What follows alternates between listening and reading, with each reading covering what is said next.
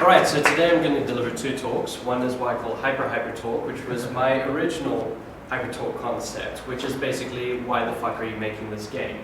It's probably the single most important question that you can attempt to answer about any game project that you're on. The summary of it is that it's the mortar that holds your game experience together. If you know why you're making a game, it can inform just about every other decision that you make during the design process of that game. So sometime over the course of a maze, I listened to the guys, the talk behind Cloud Chasers, and got real hard on for that game, which is why I'm standing behind this desk while I'm talking about it.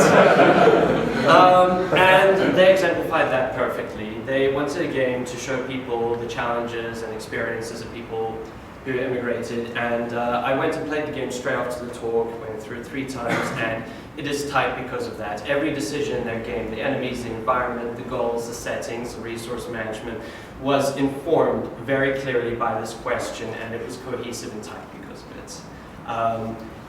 Try to provide a meaningful answer to that question instead of vaguely, kind of going like, oh, I want to make a game that'll make me money, or make me famous, or StarCraft but better, because those are all very vague aspirations that don't help you answer any further questions about your game. The real talk, however, is you gotta ask yourself why the fuck you're making games in general.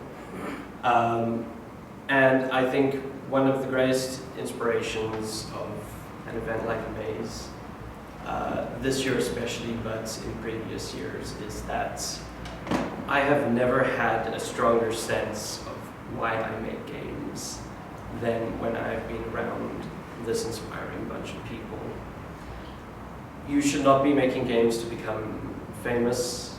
You should not be making games so that people become addicted to whatever you play. In some ways, I'm actually kind of glad that, Rami came through on the first day and then had to leave, because for me, that kind of represented a sort of hyper-celebrity culture, and what that gave way to in the days that came after were the inspiring work of local community leaders, talks from people like Tsitsi, the projects that people like Regina set up, Dame's making games, Ben's punk game aspirations, Peter's Cadence, which, by the way, if you played it all today, makes some of the most beautiful synthetically generated music I've heard in a very long time.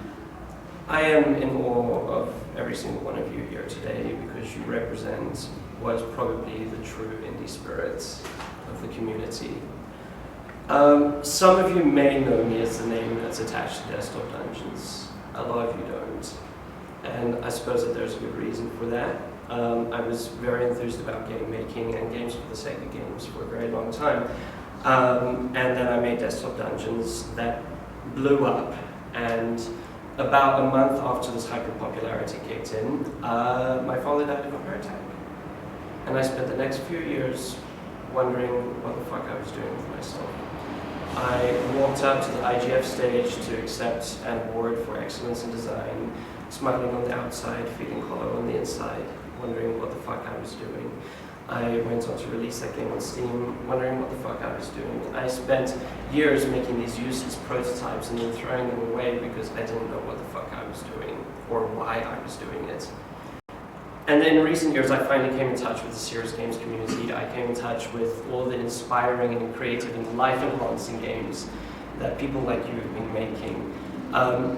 Almost all the people in this room are relatively unknown, but I have far more respect for you than any of the loud gaming celebrities that we see and listen to on a day-to-day basis, because to me, you are the real deal. And I want you to know that I have profound respect for all of you. Thank you very much. It has been an honor to spend this festival with you.